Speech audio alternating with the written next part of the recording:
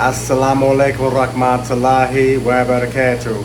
Hey fish family, welcome back to Tabarak Aquatics, and I'm Ross and you're down in my fish room.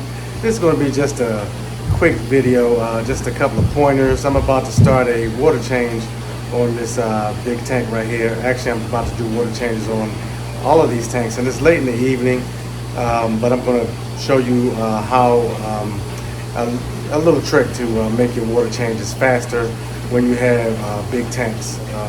So when you have those of us who have tanks that are 125 gallons and bigger, if you are still siphoning with a python or something like that, it takes quite some time to siphon all that water out. And if you attach it to your outlet, your water spigot, and run it in order to get that suction, to get it out, to try to get out faster, you end up wasting a whole lot of water just to get water out, just to do a water change. So it's almost like doing two water changes on one tank. So I'm just going to show you just a little pointer of mine, an investment that's well worth it. We'll tell them, show you what we're doing. All right, so here on the floor is a pump, a water pump that I purchased. It's a pretty powerful pump too. It's a pretty strong pump. A lot of people will use this pump as a return pump for a sump filter or something like that. But this water pump, it moves water. All right. So I use this. I take this and put this down into the tank, and I have this big hose right here that runs all the way outside, and that's how I get the water out real fast. I mean, extremely fast. This has cut my water changing, the time that it takes, like 1/5 of the time, literally 1/5 of the time. So this saved me a lot of time, a lot of anguish, and it will save me money because I don't have to try to siphon the water out with the faucet in order to make it move faster or whatever. All right. Right, so basically all that I do is I just take this water pump and I set it down in this tank. If I can get these guys to go somewhere, because they think that I'm about to feed them, and I'm not. So I try to delay because I don't want to spook them too bad, especially when they're alarmed. Who will definitely jump. Spook the fish and get them banging around, and I try to keep them as comfortable and relaxed as possible when I'm doing my water change. Anytime I do anything in here, I try to keep them as relaxed as possible. So I just set the pump down in there. I already have the hose running outside, and it's still here. I'm going to hold it like this next to the tank, ready to plug it in. Boom. Runs the water on outside. Let me show you what it looks like outside. All right, so this is outside the side door of my basement, and the hose is fairly new, so it's tangled up. It's still coiled up, rather. But look at all this water coming out here. Look at all this water just jumping out the tank. Okay, this is much faster. Look how much water this is moving. Get yourself a good pump. Don't get a little $30 pump. I had a $30 pump that I was doing this with, and it made it faster, but nothing close to this. Okay, look at how much water is jumping out of that tank. All of this is coming out my tank. So this really cuts my water changing time down significantly. All right, so I started draining the water at 6:08. It is now 6:18. So in 10 minutes, literally 10 minutes, look how low I got the water. I'm done. I'm done draining the water. Now it's time to put water back in before the fish panic. But you see the water line up there. Let me get closer. You see that water line right there, and you see how low I got it down to in 10 minutes. That's fast, right? One of the things I enjoy about water change is my favorite fish that's always hiding. They come out, I get to see them. That's my true parrot, Aplocosidicus. I love that fish. Where's your mate at? Where's your girlfriend? And these, oh my goodness, these datnoids are getting huge. Hold my hand up next to the datnoid. So the datnoid is bigger than my hand.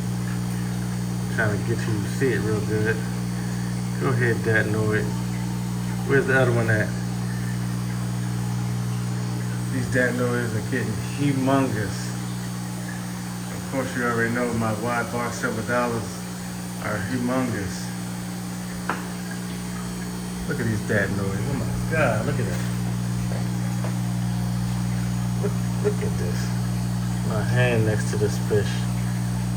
Oh my goodness, look at the one in the back. That's even bigger.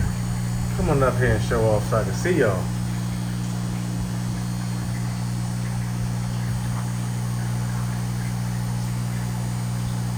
I can't see it because they're all bunched up and everything, but yeah, that's one of my favorite things about doing water changes, that I get to inspect the fish. And there's Dahmer. For some reason, Dahmer is on a hunger strike. We're gonna see. I'm gonna throw a tilapia fillet in there and see if he. I did deworm the tank last week. I dewormed the entire tank. Made sure that it wasn't some type of parasite that was keeping him from eating. These fish are known for being temperamental, and they go on these hunger strikes. But I see him going after the fish that's in there after his tank mates. It's just that all the ones who were small enough, slow enough, dumb enough for him to get and eat, he already ate them. So these fish in here are either too big, too fast, or too smart, or all of the above. I'm really strongly considering getting rid of these two azul peacock bass, because they're always in there, very cantankerous. And I think they're the reason why my datnoids are always hiding. And I think that they're the reason why the datnoids and the Aplocosidicus are always hiding. And I want to see them. You know, I love them much more than I do these peacock bass. So, but the only thing about peacock bass is that once they get some good size on them, and you take and move them and change their parameters, move to a different tank, they get depressed and they go downhill, and it could mean a death sentence to move them at this stage. And I really don't want that for them. I want what's best for them. I mean, I want to be a responsible fish keeper, being that I purchased them. But I had 4 of them here total. I gave 2 of them away when they were about half this size right here. And right now at this size, it might be too late in the game to try to move them on. But I was thinking about maybe if I move just one. But I'm not feeling them like that. You know, maybe like when I build my super mega huge tank or whatever. But right now, I don't like the way they gobble up all the damn food. They're kind of like a nuisance, really. They gobble up all the food. They're always sparring with each other. They got the fish dashing around. They got the arowana jumping, hurting himself. And besides, I need to make room for these other monsters that are about size. I got fish that's ready to be put in here. I got those 2 albino silver arowanas. I have my marbled Chinese goby. I got other fish that I need to put in here, and I need to make space and make way so that I can, recognize and observe my limitations. I often speak about knowing your limitations because I do keep a very crowded tank. And I'm proud that I'm able to do that, but I am able to do that because I do know through experience, I know my limitations, and I don't want to push those limits too much.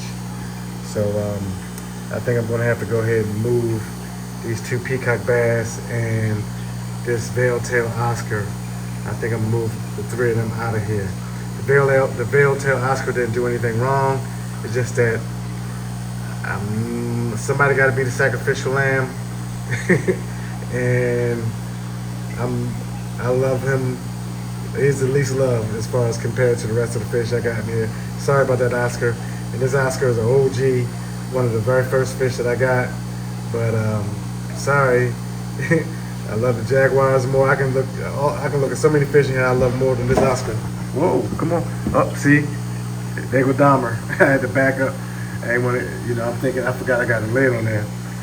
Dahmer is trying to go after his tank mate. So Dahmer is hungry, but Dahmer tried to take advantage of the fact that the water level is low and everybody bunched up. He thought he was going to catch himself a meal. Nope, Dahmer, you're going to have to wait till I put the tilapia fillets in there, and you're going to have to cut this out because I absolutely am not going to put live feeders in this tank. Point blank, period.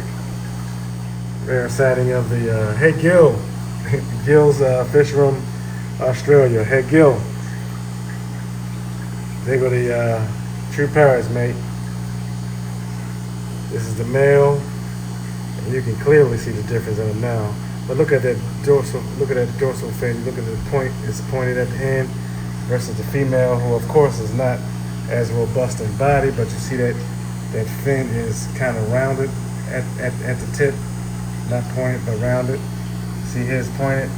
That's how you can tell a male and a female. If you can't see, of course, this is obvious. Look, as far as that girth, you see her head versus his head. But if that confuses you, just look at the dorsal, the tip of the dorsal, and you see hers is rounded and his is pointed.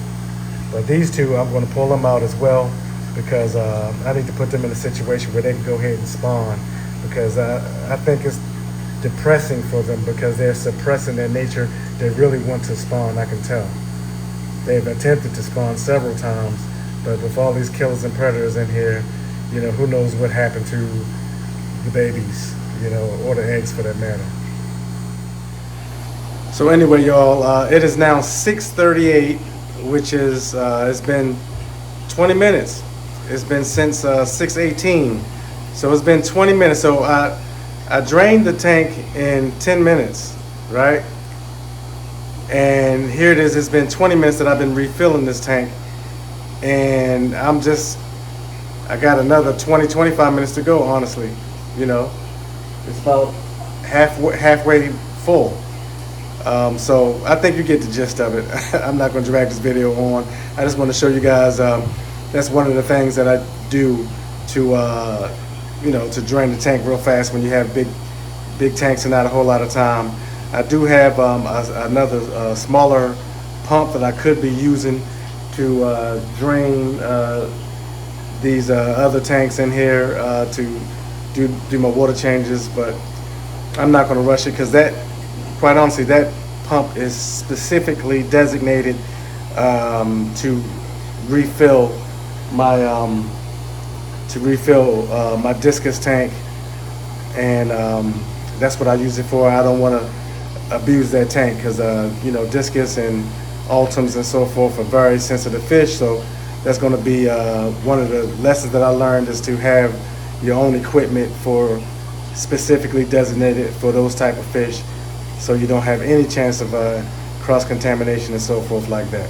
All right, so I'm going to go ahead and wrap this video up. Just want to do a quick update on just sharing one of the things I do in the procedure as far as how I do my maintenance, my water changes and so forth, and share one of those little tips with you guys. Get yourself a good pump. That pump cost me maybe $75 to $80, something like that, but it is very much worth it. You see how fast I got that water out of that tank. All right, it is very much worth it. And just imagine like my 125, all of my 125 gallon tanks, I can have that water out of there in 15 minutes. I'm sorry, I have that water out in 5 minutes. There's not even enough time to go upstairs and use the bathroom, honestly. So it saves time. All right, y'all, I'm gonna go ahead and wrap it up and leave it right there. I do have other videos that I'm going to be uploading real soon. I'll give you guys an update on what's going on down here in this fish room of mine. it's a lot. It's a lot. That's all I can say. And it's pleasant. It's great. I got some wonderful pickups, and I'm going to share updates about what's going on with that. So until next time, y'all, happy fish keeping. Assalamu alaikum wa rahmatullahi wa barakatuh.